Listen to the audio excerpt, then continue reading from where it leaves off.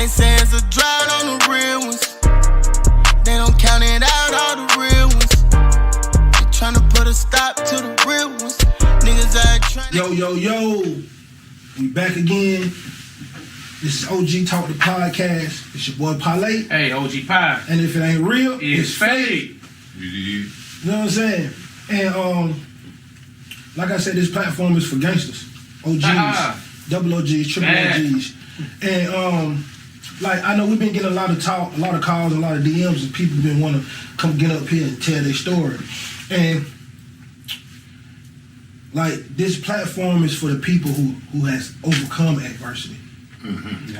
And who in a position now to be able to talk about their experiences, to be a testimony for somebody else going through it. Mm-hmm. You know what I'm saying? So it's a lot of people who go through stuff. But this platform here is for, like I say, this is for the big dogs. Motherfucker that learning. Yeah, you feel me? This is for the big dogs. Some of y'all almost there. Y'all just got a little more to do before you actually reach that double OG, triple OG status. Mm-hmm. So with that being said, our next guest is none other than the mayor of Detroit, the Godfather, the original gangster of hip hop and music. Yeah. You know what I'm saying? He going. Here's some more. Here's some more. One of the first motherfuckers holding his Soul City down. King got a no fly zone. You feel me? King got a no fly zone. With that being said, man, I'd like to welcome my big brother, motherfucking Trick. What's happening with his family? You feel me? I mean, this is amazing because I remember we was talking about this. This is a prime example of if you put your mind to it and utilize your time to move forward towards it, you bring it to a manifest and make it real. Because I can hear the conversation of me and Lay talking about OG talk. Yeah. I can hear it. When we was talking about, I'm gonna get a space, we're gonna build, I'm like, hell yeah, bro, do this and do that, we can do this and that, I got you. Manifest. Bam. It's like, I be feeling like, I thank God for stuff like this, for shit like this, because it's like, damn, thanks God, because you use a nigga like me to help, you know what I'm saying, somebody that I know that's very, very, very much similar to myself. You know, so we've been through so much wild shit in our life, we be thinking we the only motherfuckers that went through it. And when you meet somebody, like, God damn, for real, you too? Like, and then, you know, we on some different shit now. You know what I mean? We come from the fire, but you know, out of the fire come gold. You know what I mean? And I just see it like I'm so happy. My little brother's like, because hey, I know this. Like, yeah, I'm sure you do too. Yeah. Look, I be sitting beside him someday, I just bust out laughing. And he know me, you know what I'm saying? So I'm like, boy, we come a long way. Long fucking But get away. But God got for you, can't no man got there to two. Believe that. I'm telling you, dog. I'm telling you. I'm glad to be here, man. I be turning interviews now. Look, people gonna see this now and be like, he said he wasn't doing no interviews. I ain't. This is my little brother. It's bigger than that interview shit. Yeah, we just talking. We was all smoking. Then we was like, let's go over here. This is really not an interview. You know what I'm saying? That's right. This is the get together of gangsters. This is the get together of leaders in the community, sharing our stories with these younger guys to be an inspiration to them. Right. So we lived it, so y'all don't have to go through it. That's right. You know what I'm saying? And that's the purpose of even having this podcast from the get-go, to bridge the gap between the youngest and the olds. That's right. You know what I'm saying? With the interviews that we did so far, that we dropped, everybody's hitting like, please tell this story. Please, I'm glad y'all doing it for the real streets. Right. This ain't no watered down. This ain't that. And this is what we want to be. It's a lot of podcasts. People talking about all kind of shit. Right. But ain't nobody talking about the shit we talking about. That's right. You know what I'm saying? You can't say that. Yeah, exactly. You know what I'm saying? We've been down that road. Trust me. Shit. You know what I'm saying? So, I know there's a lot of people who really might not know you. And there's a lot of people who do. Yeah. Because we got to understand, I'm in my late 30s. Yeah. You know what I'm saying? It's two more generations behind me. Yeah. And it's a few of these youngers who don't even know, they know who Parlay is, but they don't know me. Yeah. You see what I'm saying? Yeah. So, and they active. yeah, and they active. You know what I'm saying? So I just want to kind of give people a rundown, you know what I'm saying, of who is right here on our show. All right, y'all? So listen, y'all got to think about this. When it comes to Detroit, you got to fucking check in. All right? And this is the motherfucker that he talking about. And this is the motherfucker that you got to check in with. So, with that being said, a lot of people have tried to come up there and do this shit the unethical way and not the real OG way, and they have been stopped. You know what I'm saying? And they have definitely been stopped. You see what I'm saying? And the thing, and my thing is with it, and we talking about the no-fly zone. Right. And nobody had said that word. Nobody said that name. Nobody named that shit that before that shit hit Detroit. Now, see, this is my thing. This is my thing with it. I don't know why niggas are having problems with checking in. That's the best shit in the world. It don't sit right with me. You see what I'm saying? Egos. If I'm in a city that this person helped build or pave the way for what's going on, dog, when I get there, I'm gonna reach out like, hey, homie, I'm in your city, dog. You know what I'm saying? I'm whoop-de-whoop-de-whoop. Let's connect what we need to do. You know what I'm saying? Because when a nigga come to your city, you want the same thing. Yeah. So when I be talking to a lot of these youngers, I be like, how the hell you want nigga to check in your city, but when you in a nigga city, you ain't checking in. How much sense do that make? Yeah. You know what I'm saying? So talk to us about what started the no-fly zone in the first place. Well, you know, it's like record labels used to have these things called street teams. Some of you niggas might not ever know nothing about it. Street teams, and the street team would be in charge of bringing the artists to, up-and-coming artists to a specific city and taking them around, and they had gotten to the point in Detroit where when the record labels would send their artists to Detroit, they would start charging Detroit artists to perform. And I'm like, shit. Well, these the niggas that's drawing the crowd. It's us, not me per se, but the generations under me. Like, I'm like, I don't like the way y'all shouldn't be paying these people for this. Now, I get paying your dues, but if I'm riding around. When I'm riding around in Linwood, I'm hearing Linwood niggas coming out of stereo. Mm-hmm. You know, when I'm riding around on the east side, I'm hearing the east side rappers coming out of the stereos. You know what I mean? Fuck the radio. This is what's coming out of the stereos. You know what I'm saying? And so it's like you charging these people who got fans here that are drawn to your event to open up and perform for this motherfucker that you dumping hundreds of thousands of dollars into. And then you just taking, and in the meanwhile, when you gone, it's like, yeah, y'all just performed in front of each other again, and it looked nice. Yeah. But what's next? And my mama taught me, rest in peace. My mama taught me, if you don't like it, do something about it.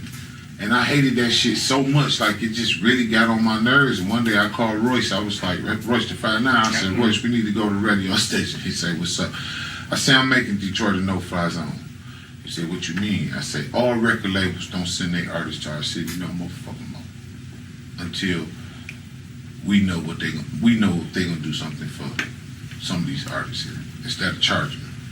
Because fuck that. You can't just come into people, I understand community is more than just a place where shit going on or where you live. Community is a collective of people, business, and government. Mm-hmm. You know what I'm saying? And they have to work together in order to have a real community, and a successful community. Communities should reciprocate. You know what I'm saying? So if the liquor store is making thousands and thousands of dollars off people in this neighborhood, and it's a fucking park around the corner from the liquor store, and the fucking swings is hanging off, mm-hmm. and the kids is, we don't got no after-school programs or nothing. Where the fuck is the money going? The money going to because it's coming out of the consumer's pocket, going into these businesses and going back to the suburbs. Or and the same with the record labels. The money is going back. Everything is benefiting everybody else except us. And fuck that. Stop. The first move in No Fly Zone was stop. Let's just stop. So it wasn't meant to harm anyone, you know, unless you defied our rule, you know. At that time, it's the only thing that we felt would gather the proper understanding. People understand two things: money and goddamn. You take them out of their comfort zone. Take them motherfucker out of their comfort zone, they hear you. Remember you. You know what the fuck you're talking about. So you tell them motherfuckers, don't you come here. You tell your record label, don't you bring your ass here until we figure out what y'all gonna do for somebody around this motherfucker. And they go, oh, he ain't. Okay. Okay. See, here you go the problem. This is what people fucked it up at. They want to charge trick. Who you think you is? I'm the motherfucker you asking about it. Oh, why you think you can? It's not what I think I could do, it's what the fuck I want to do. I do what the fuck I want to do. Period. I don't do what people think I should do. I don't do what people want me to do. Yeah. I don't do what people feel I should do or what they want. I hate when people say, I want to see you doing shit. I want to see you laying down on your fucking face, bleeding out the back of your head. What the fuck is you want to see me doing? I want to see you do it. You ain't good for me, but you want me to do it. What you want from me don't mean a bitch ass thing to me. That fact. People went against it, but the bottom line was, what, you ain't gonna do nothing but fucking bump your gums. This was before thumbs got popped. Yeah. It was bump your gums and people he fucking up for the city. Okay, pull up, nigga. What you gonna do? Cause you ain't doing nothing while these niggas is around here getting fucked out their money to perform in front of y'all. And paying the radio station and paying these bum ass DJs to play they fucking record. Nigga, y'all live here together, dog. The least you could do is support the motherfucker that's coming into the try to get club somebody throwing on all the fucking money. Facts. Now, I ain't against blessing the DJ. You the master of the ceremony for the most part, but nigga, don't make it seem like nigga it's not gonna happen because now you extorting. So if y'all want to play the extortion game, because we know the radio been extortion game from day one. Okay, if this the fucking game we playing, then why am I gonna keep pulling up to my, hey, excuse me, there's a very talented artist by the name of so-and-so who lives over here in this neighborhood who your mixers have been playing this music for quite some time now. He's been doing quite dandy in it and doing all types of things and everybody love him. Could you please play his record? And how you gonna get looked at when you do that? See how far that get you. When you just go ahead and understand, hey, my man, I need to talk to you. Period. I need to talk to you, dog. And listen, my man, can you show him some love for me? And then if they want to think, they don't want to do, okay.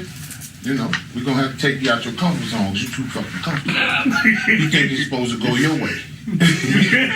This is a situation I have taken control of and it has to go my way. And there's no other fucking way around it. So when the record labels and artists thought, fuck him, he don't do nothing, I said, okay, come on.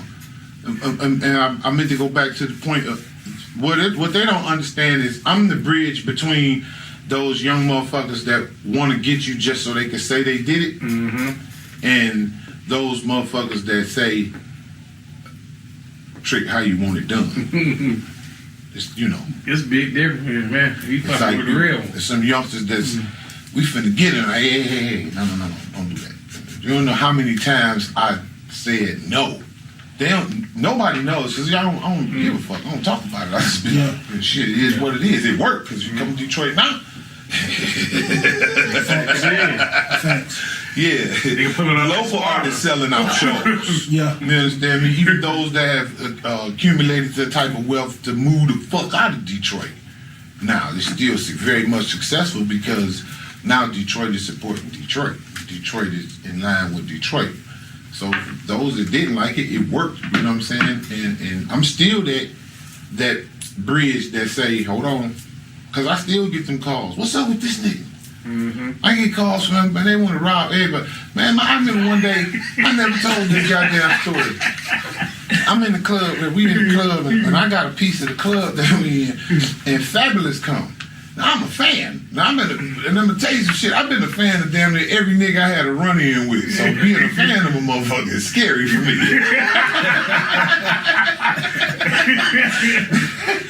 Fabulous was in the club, and I had to literally tell like 10 different people, no, leave that man, no. I'm like, listen, okay, his bodyguard is my cousin. Like, I have to say this now, like, hey man, that's my cousin doing security. Now, his bodyguard was on Paul Rosenberg. Bodyguard's big motherfucker name. Big motherfucker, I forgot his name. Started with a C, but big motherfucker. Craig was the nigga name, Craig. And Craig, I know Craig, and I'm like, I can't let nothing happen to Fabulous, but my point being, what if I wasn't there? What if I wasn't there? They'd have got all them niggas. They don't give a fuck about no bodyguard. You the first one to get it. You're the first one to get a bottle across the head, a pistol in the back of your fucking neck. How big you is? But I have been that mediator in between so many situations where even when people was like throwing stones at a nigga, like, man, this nigga, he a bully and this, that, and the other, and I'm like, I don't get no credit for not saying, get him. But most real niggas don't get credit because most real niggas ain't out here bragging about it, telling everybody, why I did X, Y, Z. Get him. Easy. Get them. Get him. Get them. Get him. Get him. Get them. Get him or them. Everything. All that shit. All them. Get him. I could have said, and there's so many times I could have said, get him, but I was like, no, it's some cats that got it, and I was like, what the fuck y'all do that for? And then it just be like, all right, well, fuck it. We're going to have to let it, don't nobody say nothing. Don't talk about it. Let it dwindle away.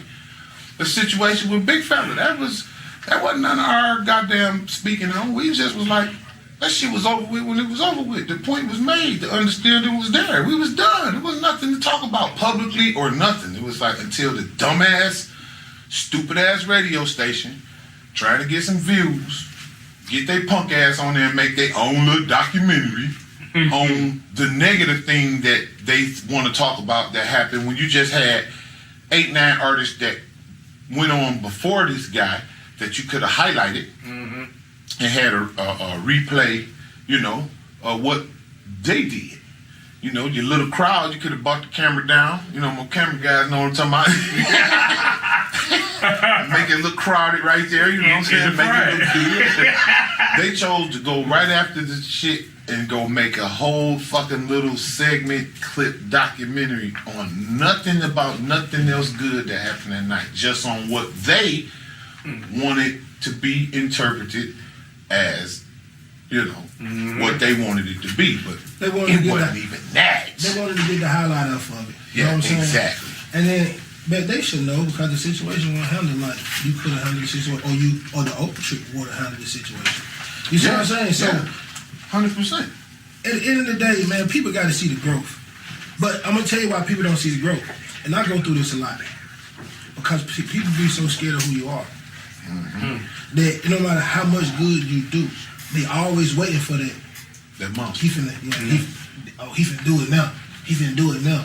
So it don't matter what you do. It's just they always look at it like that. Yeah. You see what I'm saying? And then again, this is a radio station. Everybody wants views now. Yeah. You see what I'm saying? Yeah. So anything to make people be like, oh, that's what they do. And I give you a story like this. It's just gonna show you how weak they are. Messy. People's messy as fuck, man. It's weak shit. Nah, people don't. I'm gonna tell you this trick. Well, this is what I think personally from being around you.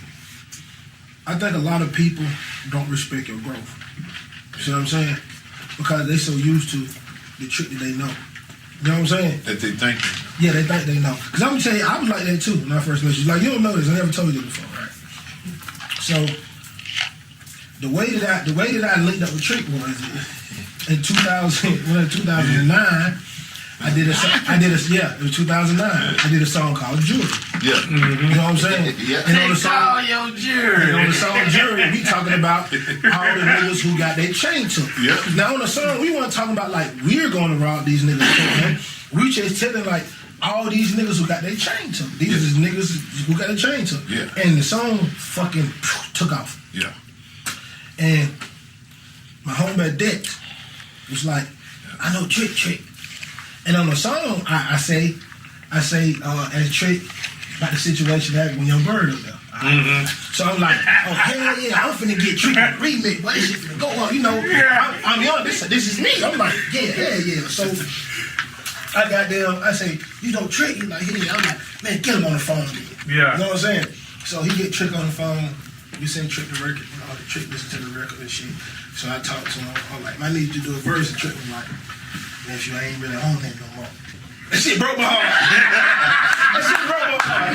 It broke my heart. I'm ready to turn up. I'm like, damn, he ain't doing that no more. Trick. He ain't doing it no more. So I'm like, I respect it though. You know what I'm saying? Because I understand. So goddamn, that's my first time being introduced to him, right? That's the first time we talked.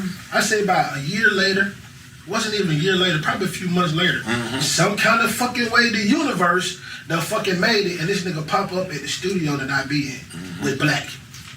Yeah. Yep. I dig that. And I was like, oh shit, he was like, yeah, Trick come there, we linked. Then I think you were down here for like a week or something. Yeah. So we chilled for a whole week and we, you know what I'm saying, we bonded, we vibed real good. And when he left, my mind, I was thinking like, it might be a damn Trick. It's cool as a motherfucker. This nigga ain't on that shit. Them used to be the crazy motherfuckers. But I'm like that though. Yeah. You see what I'm saying? Motherfucker be real nice and cool and laid back. Don't get that motherfucker mad. So I just said to say that sometimes people don't respect your growth. I ain't gonna say people don't see your growth, but people don't respect your growth. You know what I'm saying? Because I still got niggas now, when I got little homies who, when shit happen now, they call me and they be like, I like, what's gonna fuck this nigga up? I heard the comment. Like, I was on live one time and they did a comment. Nigga said a comment on the live I was on. You got some firecrackers, bro. These niggas are calling me trying to find out who is the nigga who made the comment. And they already start doing the work. And they call me like, yeah, probably he be on here with them. Like, what you talking about? The nigga made the comment. I was like, nah, bro. They like, nah, probably you get soft, bro. And they can't be telling you so on social media. You can't be saying that on social media. Like, you see what I'm saying? And it's, I don't think that people don't respect the growth. Because if you respect the growth, you'll be like, okay, say no more. I'm gonna take care of that for you, or you ain't gotta worry about that no more. You see what I'm saying? But you know what? I'm like this. Fuck people. You know, and what they think. I never gave a fuck about the thoughts of other people until I got engulfed in the music industry. Because the music industry make you feel like you have to abide by these certain rules. You know, like they tell you, nah, you can't say that. You can't say that. It's, bitch, I say what the fuck I want to say. Fuck you, punk. It's motherfucking man. You don't fucking tell me what I can't. Fuck you, fuck them, fuck that company, fuck who don't want to fuck with me no more, bitch. I've been doing this on my own since I'm out the gate, dog. Yeah. The fuck, I'm gonna start bowing down to what the fuck somebody else wants. So, you know, we say like people don't respect. You gonna respect this goddamn 6 feet the government granted me. You get 6 feet. You get 6 fucking feet. If you cross that 6 feet, I am granted by the federal law to smite thee down with everything in thy might. Because goddamn me, they said I got 6 feet, so back to, it used to be 3 feet. They gave me 3 more. Back the fuck up. And it's a deadly disease. You might have it, bitch. I'll kill you. Don't fuck with my 6 feet. And so, like, if you don't fucking with the 6 feet, you know, I'm not finna be arguing with no nigga that's arguing with his phone. You're not talking to me. You talking to your phone. Because you don't got all that chest pressure when I'm in your presence, because my motherfucking energy is gonna sit all that shit down anyway. I'm an energetic person. I'm like you say, the puppy say, no, energy is real. You know what I'm saying? So you ain't gonna bring all that chest pressure you giving the phone to my 6 feet and past this 6 feet. So it don't make no sense for me to get worked up about what somebody else got going on in their head based on, I don't have time or the motherfucking apparatus to be trying to help people understand me. Yeah. That is not my job on this fucking planet. I'm not trying to be understood. I'm learning. I'm learning till I'm out this bitch. I'm soaking up as much as I can, so I do a whole lot of, I hear you talking, so that's all you're doing is talking, so now I know how you talk. That's it. Yeah. You talking to that phone. You ain't talking to me. Mm-hmm. Yeah, I ain't even do all that. I'm talking about fast fingers. And like you say, you still got the folks that be like, hey man, who is this nigga that's Nobody that's worth me spending another fucking $250,000 to get your ass out of jail. Nobody. Stop. No. Facts. And then guess what? When you saying that, that's how I know that a lot of these street crews and these niggas say they gang and they posses and shit. They not that tight.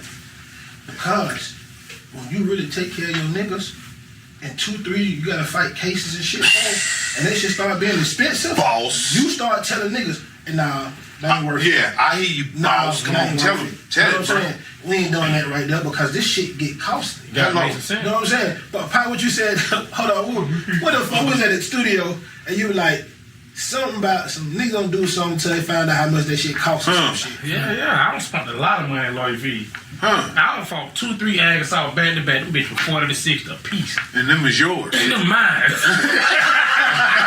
Talking about the ones we gotta pay because there's 30 motherfuckers under us. When I have to sick these motherfuckers on something and one of them get caught, I gotta, You gotta cash them out? Yeah, we go out, we go to dinner. I got your rent due. That's boss shit. Yeah. I hear so many people talking about that boss shit. Okay, boss. To the time. Nah, Yeah. but see, it ain't just. But guess what? It's the bond and the lawyer. Yeah. You see what I'm saying? Oh, it ain't just one. And his you know what I'm kids. saying? And see, I If I trust fuck this. with you, I'm gonna take care of the family. Fact. Everything I got to. It's on me, regardless. But that's on the real nigga shit. Like, I got over 200 bonds under my motherfucking belt, and only mines have I ever got money back on because they emailed me the check. None of these other motherfuckers. Now you know I ain't finna go down there and put my name on the bond slip. I had a lawyer do it for every time they used to lock him up. Diesel, I had to get him. You never bonded me out. Huh? You said I got a couple. I never. I know I got you out of jail. Remember when you was high? Yeah. That wasn't my come on up, Benji. Come on up, Benji. You gonna be honest, I got bonded out of jail because he the reason I was in it. I wanna be honest, yeah. You were supposed to bond me out, nigga.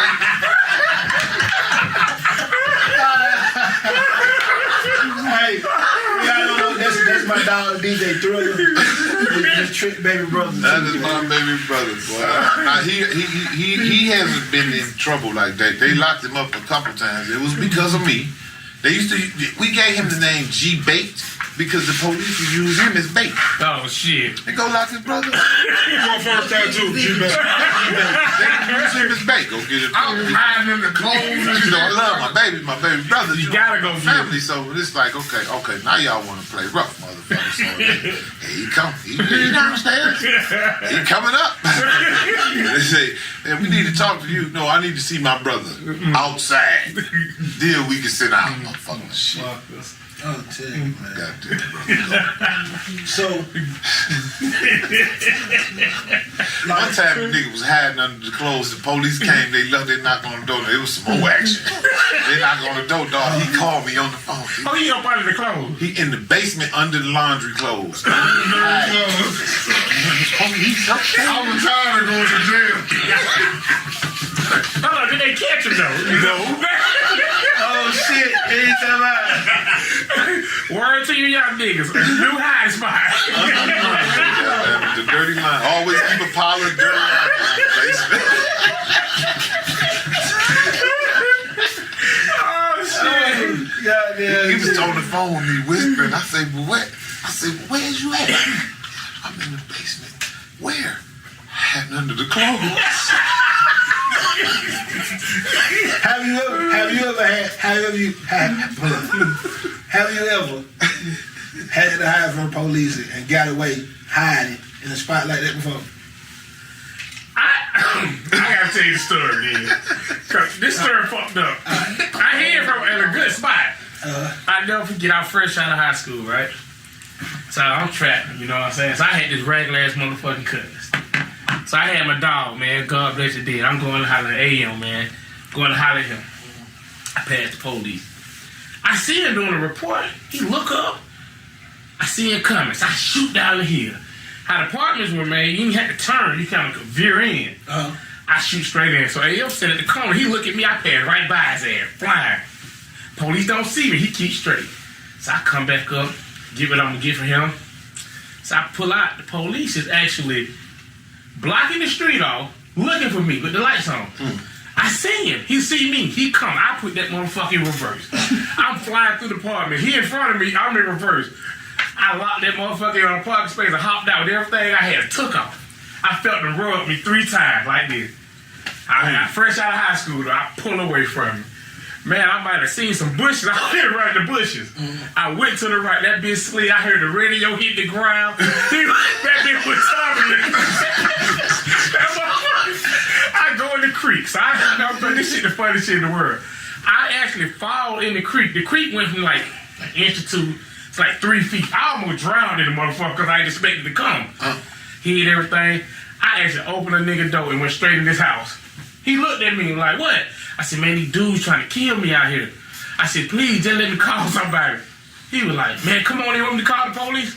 Don't call them. Don't call the police. Don't call them. Don't call the police. Just let me call somebody. This man ended up giving me pizza and Kool-Aid. I'm looking at this woman and the police and everything. They all up and down the street. You look back in the day, though, running somebody down. Not yet. I got away, though. So look, Trick, on this show, we always like to take it back to the things that molded you and created you to be the young teen and to start doing all the things that you do to create the name for yourself. Because 9 times out of 10 in the streets, you start creating your name for yourself around 14, 13, 14, 15, 16 is when it really started becoming. And around this time, I know you started Goon Squad. How did that come about? In prison, somebody said it, like Goon Squad, and it was the fucking sheriffs or COs, whatever they was called, the depths, and somebody was cutting up, and they came in and they got live. It's like the ones when the guys came. Green suits, we call them green suits, black suits. Okay, yeah, and there they would come with the shit, and they got that wrapped up out there. They come to Goon Squad. So I said, let me look this shit up. You know, and I already had current employment by the leading organization at the time. I was employed, as a tenement, and so when I looked it up and it said a goon is a man hired to kill, hitman. And of course, squad is army, so it's a hired army of killers, basically. Yeah.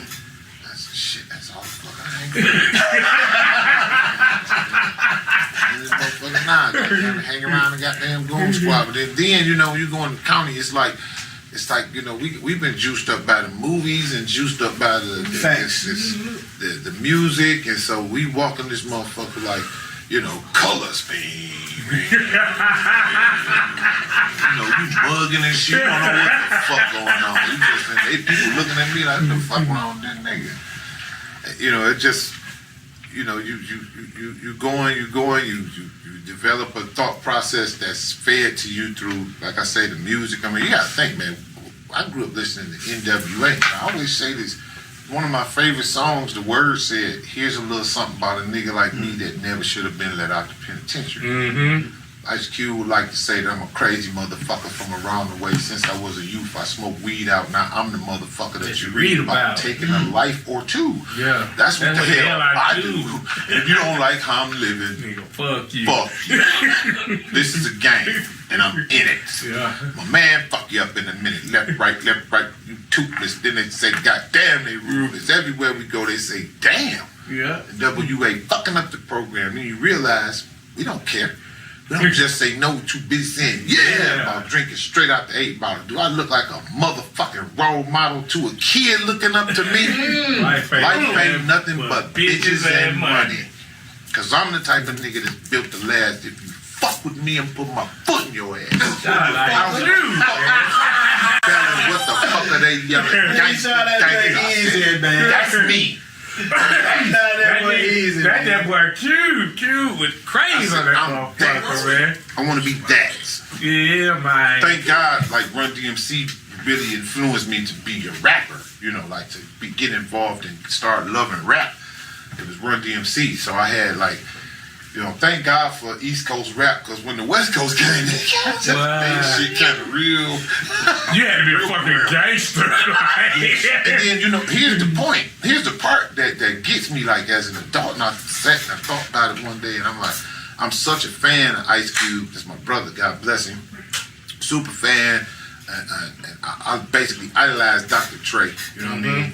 Super fan of Ran, Yella, Easy, the whole NWA get down. And then and I thought about it, and even when it really hit me when I saw the movie, I said, them niggas tricked the shit out of me. Wasn't none of them like that. They just told me that's how the fuck I'm supposed to be, and I done fucked around and lived the whole goddamn 20-something years acting like you motherfuckers, and y'all ain't even doing this shit. Y'all got the billions. I've been trying to follow y'all fucking path the whole goddamn time, and you mislead me. Got me thinking I'm supposed to be some fucking cutthroat goddamn monster. I'm out here being a cutthroat goddamn monster. I said I was employed by one of the most notorious organizations in Detroit, and I started out as a cockroach tenement. And worked my motherfucking honest goddamn loyal way up to underboss. You know, I never folded. I always paid my bills. I never told no, I don't tell no motherfucker business. I ain't got nothing to do with none of that shit. I don't know nothing. My memory ain't that good. But NWA misled. NWA is very much responsible for Trick. the lot of Trick. A lot of this shit now it was the Milton. That Milton has never stopped yet. And it keep getting worse and worse and worse. But see, I'm gonna tell you the thing. Nobody say that shit. You can't say that, bitch. That's but I'm gonna tell you the difference. Q was smart. He was insulated. So he put messages through the music. Exactly. Black man. These niggas ain't got no fucking messages coming through the fucking music. They just talking rah-rah. You was a damn lie. You know what I'm saying? That boy that got that song Throat Baby, that's my motherfucking favorite song. That shit got a good message in it. Shout out to Shout, whatever his name is. I love the song. But like you say that, Q actually, you absolutely correct, because even in that same song that I just quoted from, at the end, he says, "Now I'm draped in the county blues." Mm-hmm. Yeah, he said that shit. Yeah. Now I'm dressed in the county blues. Like, I fucked up, it's over with. Because I'm the type of nigga that's built to last. Yeah. I'll be lasting in the joint. Mm-hmm. You know, Q kept that, you know, that, thank God for him. Like I say, thank God he had that message. So it was like, okay, I can follow this pattern, you know, and not necessarily. Q did hard as fuck. You know, I was just listening to that Summer Vacation. Yes, sir. Yeah, that's my shit, dog. They come right on behind it. That's me and Big Sweets. Wait, what that song? Damn, what the name of this song? He said, "Just another day at the stoplight." What the name of that song? I'm looking at the Colorblind. Colorblind. Yeah. I don't game, baby. That's one of my favorite shit, though. I ain't gonna lie to you. Summer Vacation is one of my favorite. That shit hard as fuck, man. I was just listening to that shit. Shit hard. Yeah, so, at a young age, got into some shit, ended up catching a murder charge. How long did you end up doing with that charge? I just had to fight the case from jail. It's 7 months. So 7 months? Yeah. That's a blessing. Yeah, because it was just, you wait till the trial. Like the first day of trial, it was like, we the people of the state of Michigan would like to drop all charges against Christian. Okay, thank you. Yeah, because you knew the fuck that wasn't my shit in the first place. It's just they wanted me to tell them who it was. That wasn't.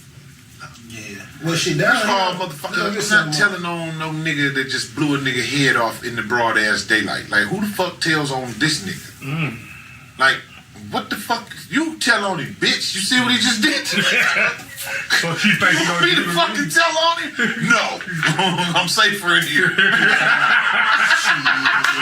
Shit. You don't even want to get out It's too bigger than fast. no brown nigga. You solve your own motherfucking murder cases. Shit. Well, Shit, man. Nigga catch a goddamn jaywalking charge down here, don't go to court for a year and a half. Shit, 3-4 years. I know this be sick. This shit is bad down You here. fuck around, get a murder case. You been there been 7 years. They just have to give you a bun. Like, just give them a bun and we figure it out. That one was too long because they came to me with an offer. Like, they offered me 28 years. I was like, y'all niggas crazy. Get the fuck out of here. They offered me 20. My lawyer said, well, I just had to tell you. Don't tell me that. Same thing. Hey man, they said they'd give you 20 years. What the fuck I look 20 years? I'm not taking no 20 years. Yeah, man, I'm not, no. Bye. Can I go back?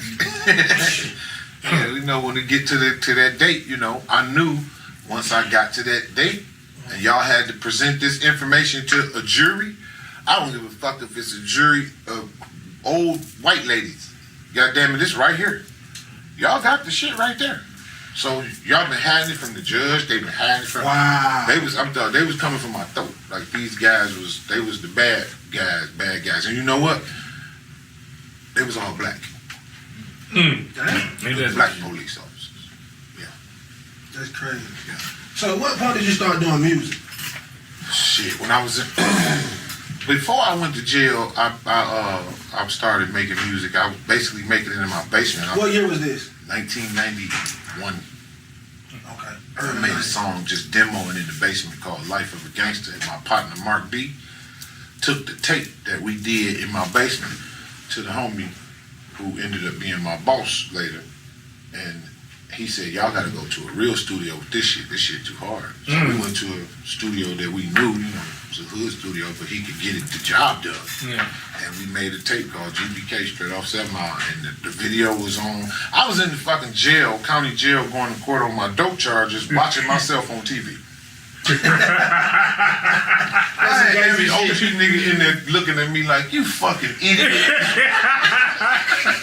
What the fuck is you doing in here? That's you. But you was a young nigga, you thought that shit was cool though. No, I didn't, because, when you get caught on the dope case, it's like, shit, bitch, they caught me twice. Yeah. Oh, shit. I sucked at selling crack. I wasn't that good. Really, you got caught twice. I'm not good at it. You caught twice, I'm not good at that. Hey, listen. Shit alone. Free game right there. If you get caught You're not good at it. more than one time doing something, Not good at it. leave it alone, Good dog. job. Leave that shit the fuck alone, dog. And by all means, don't get to the penitentiary and listen to a nigga in the penitentiary tell you how to do it better when you get out. Because there's so many niggas go to prison. Man, I learned a lot in there. Okay, I hope about how to stay out. Because if you caught up with a whole nother scheme that you learned for a nigga that's locked up, That's locked up for the scheme. he just basically telling you the one mistake that he made, not the other ones. I had a family member like that. What are they telling you when you get up there, dog? You get out and try to shit again. You suck at this, my nigga. Stop. Please. Listen, it's okay to have a normal fucking job. Because if you go to prison, you about to work for just 1 penny a day. You can motherfucker, they paying people $1 and something a week. Oh, wait, what is it? 10 cents a day. 10. Jesus. It's cheap as fuck. I'd rather, you might as well look. Joe Biden motherfucking ass that made shit $15 an hour, my nigga. Just fuck it. Go ahead with the 15 an hour, or you gonna be in there off the 10 cents a day. Facts. Yeah, it's like, and the worst meal, my nigga, the worst meal. It's not worth it, dog. It's not worth it. It's not fucking worth it. It's not worth it. Unless you just like going to prison. If you think this shit cool, like, go for it. To each his own. Yeah. Let me tell you something. Like, you always have to surround yourself around people that you can learn from. Things that you can watch, the mistakes that they made, so you don't have to make them. And I think I done been real blessed to be in this position. You see what I'm saying? Because I'm going to tell y'all some real shit. So, I know a lot of people be like, Parlay, you don't got real mature. Alright? One of them is my wife. Alright? She turned my mental down a little bit. Showed me something else. Right. 2 is my religion. You know what I'm saying? I practice E5. You know what I'm saying? And it give me another broad sight and teach me how to focus on myself. You know what I'm saying? And keep the negative away and stay on the positive path. You know what I'm saying? And 3 is having the people surrounded you so you can see the path they did, so you can kind of follow in some footsteps. And you done played a big part in helping me mature in life. Bless you. You know what I'm saying? By being around you and seeing you mature. You see what I'm saying? Like me getting into these politics, I only got into the politics because I called Trick and he showed me how it go. And he showed me what to do and how to go. Cause I was like, shit. Man, my homie want me to goddamn get into the politics. He got the police chief. They trying to get into the streets and get these young people and find somebody who these young people look up to talk to them, to help them out. And then we got somebody else who's running for district attorney. So I'm sitting there like, I don't know about that police chief shit. I said, but the DA shit that shit sound, cause you know what, we can get the DA control. That's who charge the people. So it's not making sense to me. So, you know me, I'm a street nigga. You know what I'm saying? And anytime you're trying to make a transition into something, you need a format to see how it's done. So I was like, shit, you know what? My big bro do this shit. So I called Trick. He dropped some jewels on me and just changed my perspective and the things that I thought and the way I seen politics. You see what I'm saying? Because I ain't never believed in voting and all that shit. I never believed in this shit. I was like, that shit don't fucking matter. That shit go above our head. But when you explain it to me, it makes sense. And when you explain it to me, all the pieces that I needed was right in front of my face. You see what I'm saying? But what ended up happening is the police chief, she resigned. And then, so my man went, Chris Wise, went against DA against Paul Howard, who was like the DA for like 24 years. And Chris is like, he young, he like 35 or something. You know what I'm saying? And everybody kept saying like, he's too young, he don't have enough experience. You know what I'm saying? So, I met him 5 days before the election, literally 5 days. And I told my mans I want to go sit with him because I want to talk to him. I just want to see what he's about because I can't, I'm not going to stand with nobody if I don't know what they're about all the way. So I got to see. So when I want to sit down with him, his shit was authentic, it was real. You know what I'm saying? The shit he was saying, you know, I know politicians say shit, but the shit he's saying was different than what politicians promise. What promises is like, that's what I want to do, and you could tell that it was real. So I got behind him. The man ended up getting 35,000 votes. You know what I'm saying? And for everybody who was listening, some of the game that Trick told me when it comes to this is local elections mean more than anything. All right. So if you in your city or town, whatever you're from, be involved in who get elected. Be involved in your mayors. Be involved in your city councils. Be involved in your policemen.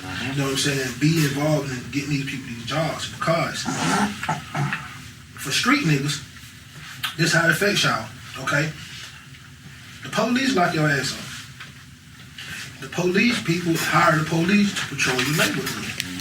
So if you don't have a say-so in the people who is elected, who hire the people that patrol your neighborhood, you don't have nobody to go to voice your opinion, to hear your voice.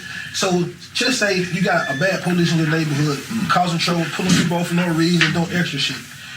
If you got the people elected, you go to the police chief and say, hey, listen, we got a problem over here. This police, he's doing X, Y, Z. It's bad for the community. He's going to cause a whole bunch of shit. Hey, we just saying move him to another district. You see what I'm saying? That's how you control that. The DA is the ones who give you the time. They prosecute you. They sentence you. So if you vote for them, the state attorney see all these things that plays a part in what y'all do. And street niggas, don't be scared to have a voice. You know what I'm saying? You don't got to be smart. Get somebody. It's a lot of these niggas who go to school for this shit and they smart. And that's what I ended up doing. I got around a whole bunch of smart guys. You know what I'm saying? Like Scotty, Chevy, you know, there's a few more other people who just smart. And then they break the regular down, and I take it like, how do this apply to help street niggas? Because my whole path that I'm doing, I want to help street niggas. You know, one thing, the first thing these street niggas have to do, and this is coming from a chief street nigga, you have to learn yourself. You have to know yourself. You have to be in tune with yourself. You gotta understand yourself. Everything about your life is on you. It's not nobody else's responsibility. It's not nobody else's job. Don't nobody else owe you nothing. Most High has granted you life that you live, and you can make decisions to decide whether I go left, right, forward, backwards, up, down. You make that goddamn decision. And if you like going forward, then maybe that's what you should do. Because since you know that there's something you like, if you dislike things and you know there's things you don't like, don't keep putting yourself in situations that's called knowledge. Knowledge is knowing the ledge, understanding what you are and what you earn, what you will and what you want, knowing yourself so you will know how you need to move about this world, because the world is going to continue with or without you. Mm-hmm. Your ass got a date. And you can, everybody got a date out this motherfucker, but you can live life and live life more abundantly if you gather you some focus on self and start to understand that you're responsible for yourself and where the fuck you want to go and what you're going to do in this life. That's first and foremost. Once you gather that, then you should get involved in everything that's got to do with your surroundings. Where you lay your head, where your children lay their head, where your baby mama, where your girlfriend, your mama, your grandmama, where they lay their head at, and being more responsible and being more stand up as to your purpose as a motherfucking man. Because as a man, you've been granted the life so that you can protect and provide. That's your job. It's your nature. Yep. And you have to have knowledge of self in order to be able to fulfill your purpose. And that take you being focused and finding something to focus on, moving forward and going towards it. But first, you're going to have to get to know your motherfucking self. Then you goddamn right, you have to get involved in local politics, local elections. Who, like he said, the chief of police, me and chief of police in Detroit, that's my partner. That's my man's. Just goddamn it, hell yeah. See, Michael Corleone worked his way up to the fucking Vatican. Shit, I want all the goddamn smoke. I want all the relationships with all. I want the chief. Yeah, me and the governor. Yep, just like that. I could have got DT on the phone, just like that.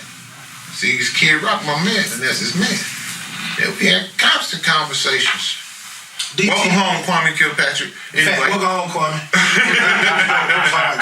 That was hard too. Welcome home. Yeah. Know what I'm saying? Welcome fucking home. Big fast. Now, because with all this being said, like I say, you gotta make sure that you have great mentors, great people around you to show you a great example of stuff. And, like, I want to take everything I'm doing and continue to help people. You know what I'm saying? But I want to be one of them motherfuckers that go down in motherfucking history like, nigga, that nigga, see the shit that nigga did right there. Right. You know what I'm saying? Nigga, you on the way there. Nigga, you are official United Nations Peace Ambassador, right? Mm-hmm. How the fuck that shit come about? Break it down. Give me an understanding of exactly what that is. Hey, break it down. What's a peace ambassador too for everybody who listens to it? A peace ambassador is a person that is called upon to bridge gaps between two different parties, be it gangs, be it politicians, be it city versus state, be it county versus district, be it whatever. I'm a mediator. I made myself a rich fucking man mediating and brokering, deals between big corporations, and all types of businesses. So, and being a leader in my community means that, I want to go to sleep at night and not worry about what the fuck going wrong outside. Yeah. So I'm going to do everything in my power to assure that. I want to be comfortable in my community. I think everybody deserves to be comfortable in their community. Like I said, my mama said, if you don't like it, do something about it. So I'm out every day, all day. I'm doing something about it. I'm turning the corners. I'm feeding the homeless. I'm clothing the schools. I'm gifting the children with some form of focus. I'm helping the families. I'm putting in furnaces, roofs, all over. I just don't have to broadcast that shit because ain't nobody's fucking business when somebody needs some help. And I'm not. I don't want the fucking attention. I just don't need it because when the Most High put that situation in my possession, and I handle it how I know I'm able to handle it because I can handle it like that. And you just do so much of it. After so many years, it accumulates, and the scriptures say, "From afar comes a prophet." You know, from afar comes the acknowledgement of the prophet. You know, and somebody came from afar. You know, Brother Bumpy Knuckles, Freddie Fox. You know, he got some very powerful people in his corner. You know, Pastor Davis and the New York State Chaplaincy Federation. You know, with citations from the president's office and I'm talking about from all over. You know what I'm saying? From universities, and it was like, we see you.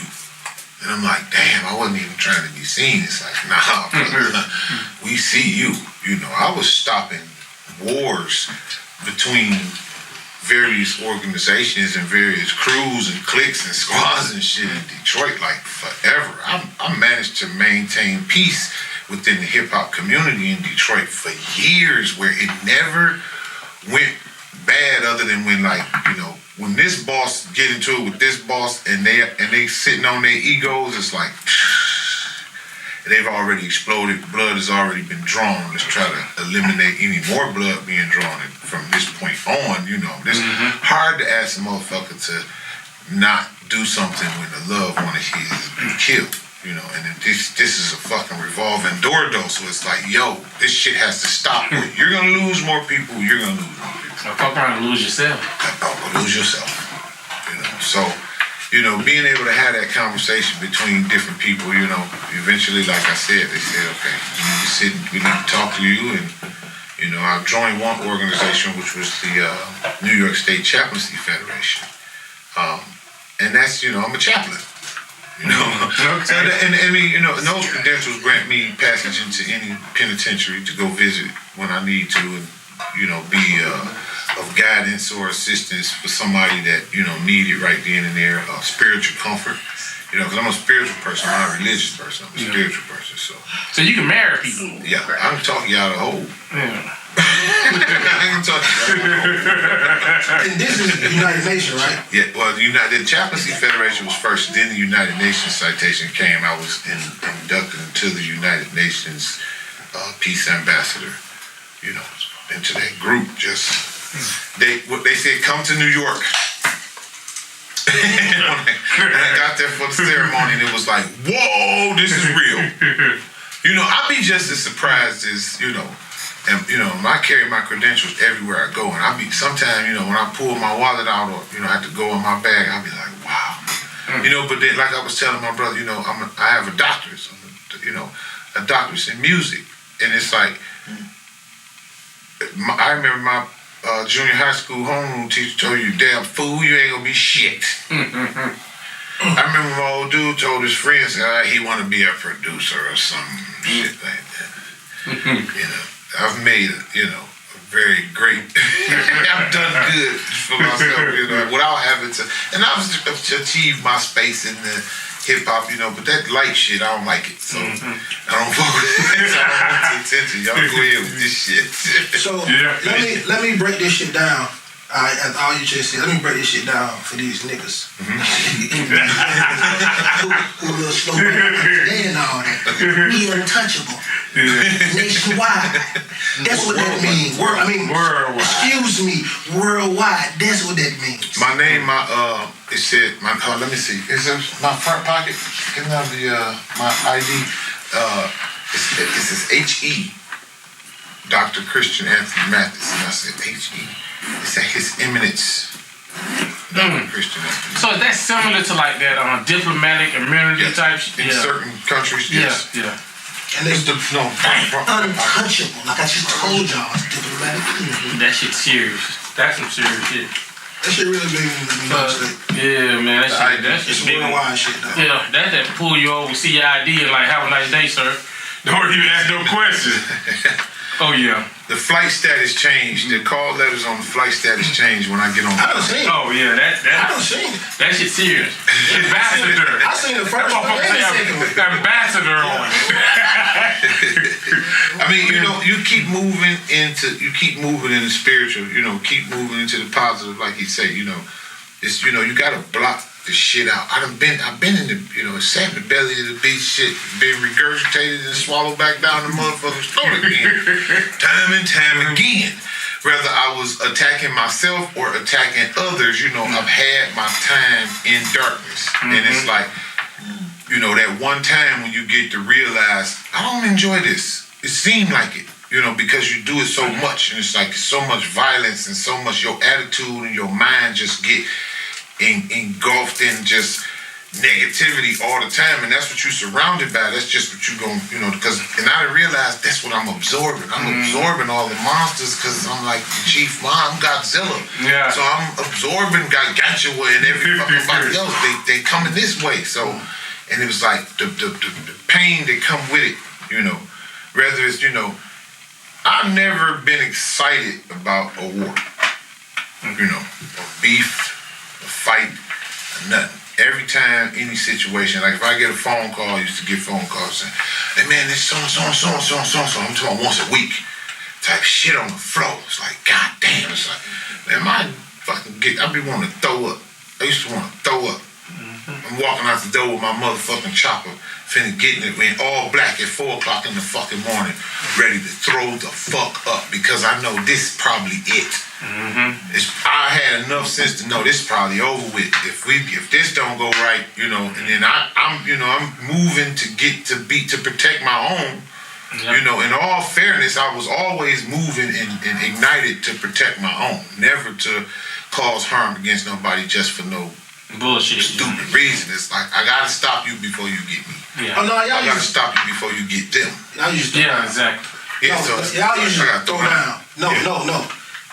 Let's take it back a little bit because you said it too simple.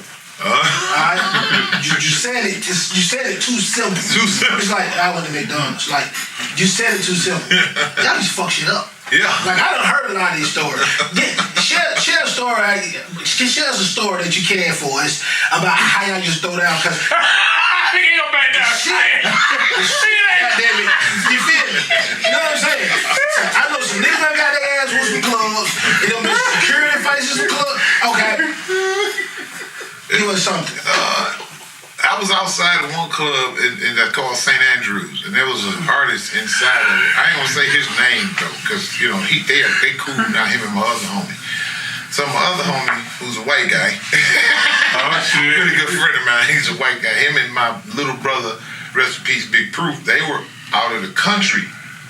And this guy who they had issues with, like record issues. Now, to me, at the time, record issues was the same. Because if I said it, I meant it. There you go. Stand on it. It's like you go to prison, or you go to jail for some shit you ain't do, and then you hear everybody else's innocent story, you'll believe it. But you like, 90% of these niggas is guilty. But you believe it because you know you innocent. So when you hear somebody, you know, attack a friend of yours, it's serious to me. I don't know the Kumo DLL version of it. This the shit version of it. So, outside part. Yeah, so it's like he in there and the doors of this club was wide open and he was on stage and he just called my homie name out and called him a name and then called his group a name and I was like, did y'all hear that shit? This nigga just in our city. Them doors open, he loud, and these people in here check. Shoot beeline. Parted the fucking crowd like a red sea. Jumped up on the fucking stage, took the microphone, cussed the audience out. But while I was doing all that, the Goon Squad was beating the fuck out of everybody. The band, the sound man, the artist, the security. That's throw down. Throw down. That's throwing down. And I was on stage like, shoot, any artists out there want to be a star? I said, y'all motherfuckers don't let this bitch ass nigga come in and talk about my motherfucking homeboy. Like, everybody get the fuck out. Swear to God, the entire club, everybody, because it's mass hysteria behind me. Bang into the eyes, you feel me? All the time it's out there, it's on the floor, and there's people still looking like, what the fuck is going on? It's like, nigga, these 15 big black motherfuckers in all black just came in and whooped everybody. One of them got on stage, got the mic, told everybody get the fuck out for disrespecting his homeboy, and that's what they did. They got the fuck out. It was over. It was a lot of injuries. Y'all the biggest group of niggas I've ever seen. I'm being That's it. When I say this, I mean like in size. Like, Oh, okay. I have never seen a group of niggas We booyah bitch. that fucking big. And I'm not talking about like, I'm talking about like 6'8", 380 big. Yeah. The shortest nigga is like 6'3", 240 big. Right. Big niggas. Well, you know what? Even the smaller ones, they're boxers. They're taught to box. Well, J box, don't you? Yeah, lethal hands. So, you know, the smaller versions of GS, they were always, you know, everybody got hands, but they got super hands. You know, you short now, you need a little bit extra. Tone is a big boy. Tone is a big boy. Yeah. How big is it? About 6'7". I told him about big Tone. Big Tone? Yeah. Or Cone? Now, Cone is huge. Cone is like, 6'9" or yeah, Cone is like, that's the movie, like, Yeah. the nigga in front of him, he like, You really like Cone? yeah, he look like him for real, too. God dang. Big, too. But cool as fuck, though, dog. That, I'm telling you, when I went to prison, I realized something about people. The craziest motherfucker, the motherfucker that'll shut the whole prison out, was the nicest nigga in the prison. He, excuse me, my bad, I stuck him on side. Open the door. Nicest nigga in the world. But when that nigga went crazy, go in your room, shut your door, get you some batteries from whoever you gonna get it from, and go get ready to lock down. That bitch finna go crazy. Guards and everybody getting it. Yeah. Yeah. But you know, I always say, I never been into it with a real nigga. Never had no horror. Never. Real niggas don't get into it. Real niggas don't get into it. We got a language, a universal language. We know how to speak it. It's called communication. We understand communication and understanding. We have a disagreement. We're gonna come together and explain it to one another, one-on-one, not talk to this nigga and this bitch. So this bitch and this bitch can be running back and forth with Fucking it up.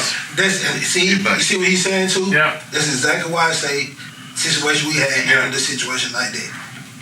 Yeah, Because I did. real niggas don't get into it, real niggas. No, because I got a philosophy with that. When you watch Animal Planet, you never see a bear hunt a bear. Never. Two bears never hunt each other. They gonna hunt a rabbit or gazelles or salmon, but so that's how I look at it in the streets. Two bears, I'm respecting another bear. Hey man, I see you. Yeah, I look in your eyes. That's why I look at niggas straight in his eyes, and I'ma see you. When I see you, like okay, that nigga real, like he real. You know what I mean? Only a fool creates, you know, quarrel. If you create problems, you know, that's your fucking fool. Yeah, That's exactly. anybody, you know, every situation that most people have ever heard, you know, about me, it's like I've been invited specifically to this motherfucker. Like, you ain't finna just stand here and where I can touch you and talk about nobody I got love for. Yeah, exactly. Right. Like, and then, you know, it was like, okay, fuck them up. But, you know, even now, it's like I'm tap on that door. Talking about that front door, nigga. Yeah. It sound like hope, don't it? Yeah. Yeah, I'm coming that door, though. Hold on. Exactly. I was glad that you saying that. It was something that popped in my head though, right? But I'm just talking about it because I know both parties, we don't talk about this before. All right, so listen. Back to the no-fly zone shit. It just popped in my head. Y'all caught the shot boys up. Not you. But No, I was there. I saved them. yeah, that's what I'm saying. These of them got a shot boy in them up there. Yeah. They shot boys them pulled in Detroit. They had on they two bus bus sitting on they the corner. downtown. 5 o'clock in the morning in the Lion's Den. And what happened was we coming from one situation going over to this building. And I see the tour bus on the corner. And I said, "Who the fuck is that?" This was in the middle of this when we locked this bitch down. This shouldn't be no tour buses, not no country singers, not no comedians. Y'all ain't shooting no movies in this bitch. Nothing. It should Nobody. nothing around this motherfucker but the niggas living here performing. And we was a tour bus on the fucking corner. And I'm like, who the fuck bus is that? I don't know. Go find out. And when I say go find out, you gotta be specific. You gotta say, listen, knock on the door and say, who is this bus? We ain't do all that goddamn talking. Go find out who it is. That meant just find out who it is so I know who it is. Yeah. Not knock on the door. Soon as somebody open the door, bam, and snatch their fucking chain. It's like, hey, come on. Hey. No. Give it back. Give it back. No, please, give it back. Come on. Thank you. My bad, youngster. Who the fuck are y'all? Y'all shouldn't be here on this corner like this. Let's see how dangerous it is. That's yours, okay? See how dangerous sitting in the tour bus on any fucking corner in Detroit is. Like, the rest of them motherfuckers behind them ready to run up on there, strip all y'all butt naked and rob y'all. Yeah, y'all fool. But They told me this story though. I told nephew, I say, come over if you want to. Come on, this is my club right here. It's 5 o'clock in the morning. Come on, let's go have a drink so we can, let me help you because your record label set you up for failure if they sent you out here like this. And they obviously not. They know what time it is. And they shouldn't have sent you here like that. They think it's a joke, so they didn't give a fuck. And look what happened. But luckily, I wasn't going home already. Because had I been gone home already, and they called me and said, hey, it's a tour bus down here. And I'd say, see who it is and call me back. It would have been just everything that I said. Everybody chain gone and everything. Yeah. Strip butt ass naked. Yeah, because that was the thing. Strip a motherfucker butt ass naked, throw his ass on the barbecue grill. You think I'm lying? Hey, bro. You know them big gigantic truck barbecue grills? I would say this shit was like 20 years ago. Was it about 20 years ago? 15? Yeah. It was about 20. He got all the memories in his head. The grill tow it on the back of the truck, them kind. Now, I forgot what this fool did, but he really upset me, and I gave him like a few chances to do right, and he didn't want to. So I was like, okay, fuck him up, take his clothes off, put him on the grill. Now this after I done had a whole fifth of Remy 1738 to myself. No, I used to drink VSOP then. Yeah. So, go figure. I chase it with Budweiser. I can. Oh shit. So it's like, yeah, get this bitch and strip this motherfucker, put his bitch ass on the grill right now. So how loud did he holler? I really don't know how to They scream. whooped him unconscious first. So they threw him on the grill unconscious. Then it's like he started smelling that meat burning, and the barbecue man is screaming, "What the fuck?" Did they put him on there with the meat? It was at the end of the night, so I'm sure it was some meat on there. So they put it on there with the meat. On there with the meat. It was more his meat touching his grill than the meat on the grill. So I was like, okay, come on. Damn, man. Yeah, man. Did he apologize? I just after smelling the motherfucking meat burning like that, I don't want to see you no more. You could have been friends if you'd have did so earlier. What did he do, G? We didn't stick around. He never do it. I was on the string in the first place. That shit too funny. Right? Let me bring you up to date now. Listen, don't call me for no interviews. That's my brother. This shit different. This different. This shit different.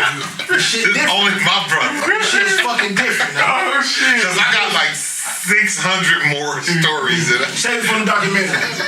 I'm gonna do a movie. Yeah, save it for the movie. I could do a series about my fucking life. I could do a whole fucking 9-year series. It's coming. That was a good one. That I'm agree. telling you, I want to go talk to FX because we got a bad motherfucker. Yeah. Hip Hop Uncovered documentary featuring Big U, Deb Abney, Bimmy, Haitian Jack, and myself. Facts. Yeah. Did you hear them names? Yeah. Did you hear them? Yes, sir. Did you hear them? Like it's so OG. I should have a whole cast up here right Say now. the names again. Say the names one more time, dog. Big U, Deb Abney, Bimmy, Haitian Jack, and Trick Trick. Hello. That's right. Hip Hop Uncovered. And I mean, I'm talking about the directors, executive produced by Big U and my OG Jim Bob from Compton.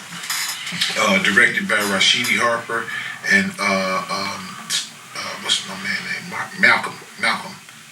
Man, I'm telling you, they put it together and they said every Lay on it, Dr. Dre on it, Snoop Dogg. They went down through there to get the backstory on these 5 kingmakers because, like I say, I got stories you don't know them, and they got a really heavy backstory on us that is divided into a 6-part series on each of us. So you get to find out like what some of your favorite artists like. Oh, it's like damn, I didn't know that. You know, people think they know something based on what the media tell them until you hear the real story. You know, and you know we kind of break it down. But like I say, you know, they only had enough tape to get a small percentage of mine. But oh boy, I watched the first, and I was like, fuck me, like the shit like grabbed me up. Like when I was watching it, like nigga, I had like I've been in movies before with Tyler Perry and TV shows. I've done Chicago PD and done HBO Cinemax films and scores. And when I watched that back, I was like, damn, but listening to the stories I'm being entertained, like, so that's what gave me the like, damn, man, I gotta watch this shit. I need to probably watch this shit by myself. This shit made me crack. That's deep shit. No, but I think it's important, dog, because that story is the story behind all hip hop. Yes, sir. So the hip hop that everybody know, it's a story like this behind it. And I think it's time to start giving our OGs and double OGs their flowers before they fucking leave this bitch. You feel me? So let's bring it up now. Alright? All this shit you done did. Alright? But see now, you got down one of the top cannabis stores on this side of Mason-Dixon. One of the best stores in the world. Gage made 4 cookies last year, right? Yeah, we did. So you got Gage and cookies. You got the first cookie store on the East Coast on this side of Mason-Dixon also. Yes, yeah. You see what I'm saying? I'm going to open another one in Kalamazoo. Oh, my bad. Shout out. Here you talking about. Dog. Kalamazoo. I thought I really knew weed until you started to show me and teach me a lot of this shit. Mm-hmm. You see what I'm saying? Yeah. And you got some fire ass motherfucking cannabis, dog. Yes, sir. I done smoking this shit nationwide, dog. Yes, sir. You feel me? You got some of the fucking best. Yes, I didn't sir. know what clean weed was. Yes, Didn't really know about it. I just smoked motherfucking weed. Yes, sir. Now I'm educated. You see what I'm saying? Yeah. And I just want to tap into this cannabis because the high time cannabis comes. Mm-hmm. You're DJing, you're hosting them motherfuckers. You know what I'm saying? Your stream, your Sunshine stream, got How Real Year 2019. It's just called Sunshine. Sunshine number 4. Yeah. Sunshine number 4. Sunshine number 4. Let me clarify that. Alright, because people got a few sunshines. Sunshine number 4. Yeah, that particular Sunshine number 4. But it got to be Sunshine number 4 by heavyweight. By heavyweight heads. It's what makes it. Because a lot of people can grow sunshine now. You know, it kerned out before and seeded up, and some seeds got loose. And you expect people to take advantage, you know, on a powerful strain like that.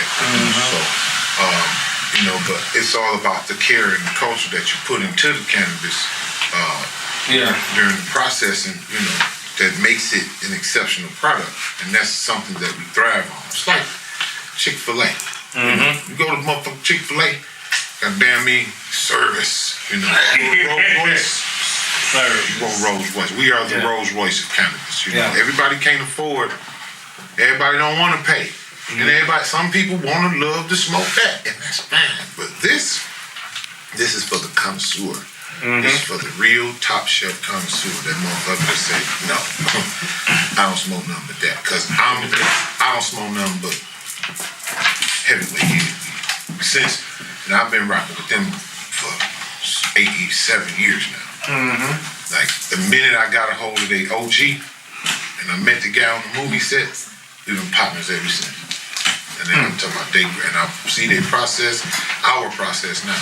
You know, we partnered up, and man, I'm telling you, it's like, when the cannabis industry started to take that turn, before it took it, I wasn't smoking weed like that. You know? No, because we was going to get into that. Yeah. Because when I first met you, weren't smoking the weed. We were smoking them Indian cigarettes. It's a cool American spirit. The long motherfuckers.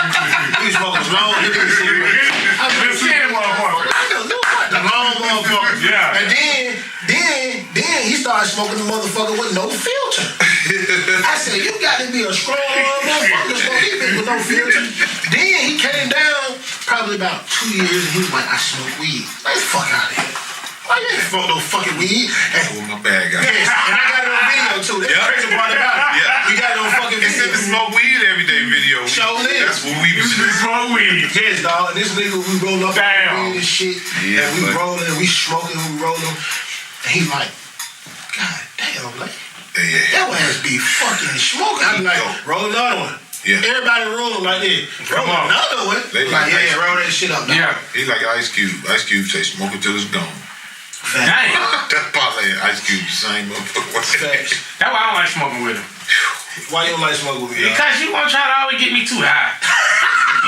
Yeah, you know, every time they link up, we be at the house in Detroit when he come, and I'm talking about we be in the garage. It's almost like, okay, now we finna see who can go to hers. Yes. You know, it's like when you come to my house, it's like, no, Yeah. I got you. You're gonna smoke with us, and we have a smorgasbord of greatness. All and kind of all shit. dabs and the Live solvents, resins. live resin, and concentrates. Oh and my God. edibles, and it's like, yeah, we finna get fucked up. I ain't lying. Damn. Don't be nobody around who talk about you smoke. I wish We're you gonna would. put you to the test. I don't see him do it. I'm gonna put you to the test. Some people do that because they want to get high for free. Oh yeah, you can't. Okay, motherfucker, I like your kind. Yeah, them be I the like best. your kind. Them the best. Now, I'm the nigga that'll walk off with y'all ass. Like, I'm out of here. I bet you when I get finished, and you can test every piece of cannabis I put in front of you. I give you something from the same batch. You take that to your testing lab. Because by the end of the night, when you get finished, take that home. When you go in your bag, when you wake the fuck up in the morning and see this weed, you're going to take it to get tested. Because you're going to accuse me of putting something in my weed. Facts. You're going to accuse me of like that, putting dog. something in the weed. But no. You take that right to the lab, and I bet you it pass. Right. And everybody who be around, like the smoker, everybody who be around, every single individual is gonna try to do you the same way individually. So Paul's like, I'm gonna get this nigga fucked up on this right here. And then Pi's like, oh, I'm gonna get him fucked up on this. So you got like 6 niggas Targeting. targeting you, dog. Big Head, Roscoe, Wax. Especially T-Drop. Wax. So I'm gonna tell you some things, right? I ain't doing it. I call me an Uber and be like, I'm going to the bathroom. Y'all see an Uber pull up. I'm about to wonder. Nah, but see these niggas who say they can though. But see, and it ain't just the other niggas like smoke gang, like we push each other. Like niggas take this smoke gang shit dead fucking serious. Like this shit dead serious. Like niggas ain't. I don't give a fuck where you from. You ain't. If you ain't a real deal fucking hippie dog, you ain't fucking with us. If you a nigga who smoke weed and I don't know rapper, none of these niggas fucking with I us. seen these dog. rappers, most of these rappers Facts. sleep. But this nigga had to smoke. You got to smoke crack fucking with me. They might pull out some down, They some take my joint, weed, they get boom that rock. motherfucker 2-3 times. They be like, ooh, this good. They Yeah, put yeah. that bitch out. Facts. Put that Nah, bitch I ain't fucking with that. See, one time, right, Wax didn't know. So we come up there with the cannabis cup. And we in the back, we in the trailer and shit. So every time Wax come, you know, he brings a little kit. Every time I'm up there, I smoke that shit. There'll be no more. So he was like, I'm gonna get like this time, he coming. So he bring this fucking kit, he bring all this shit. The rig. So he bring this motherfucking shit out. He bring this rig out, He got the torch and everything. everything. Waiting on him. Dog, the cup was like this big, no lie. Couldn't wait. The cup about this big, dog. Listen, he put so much dab in it, when it liquefied, it was about this big in the bottom of the cup. I pulled my camera out. He put his camera out. Hold on, he trying to smoke it. I hit it all up, dog.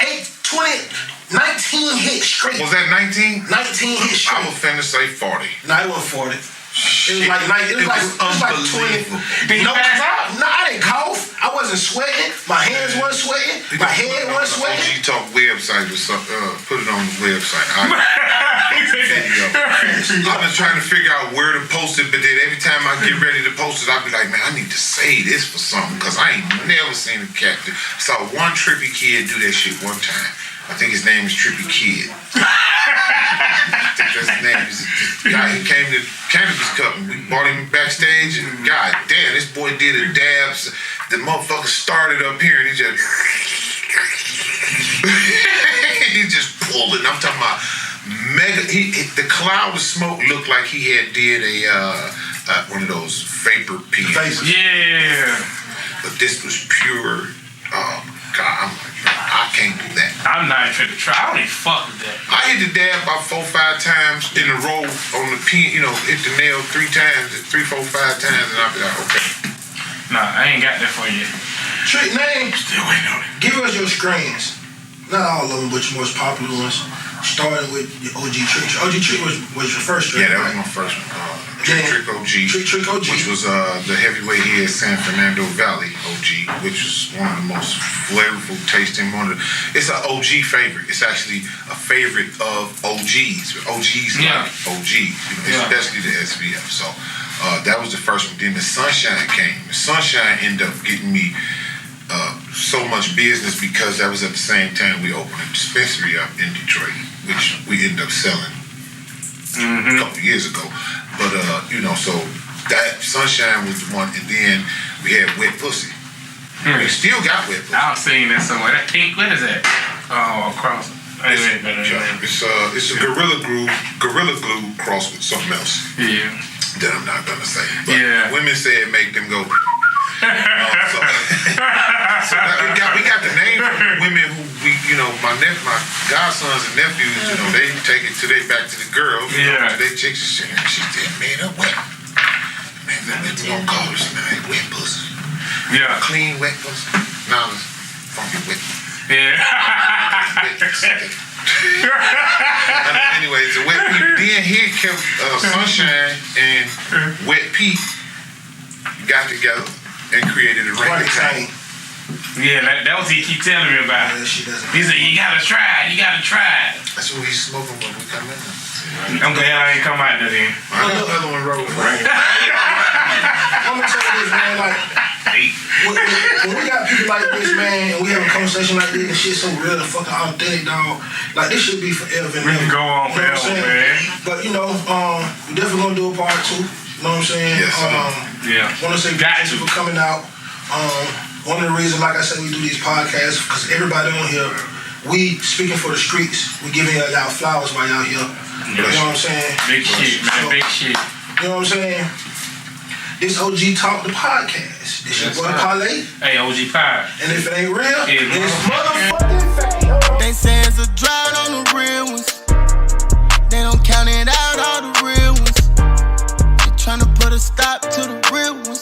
Niggas are trying to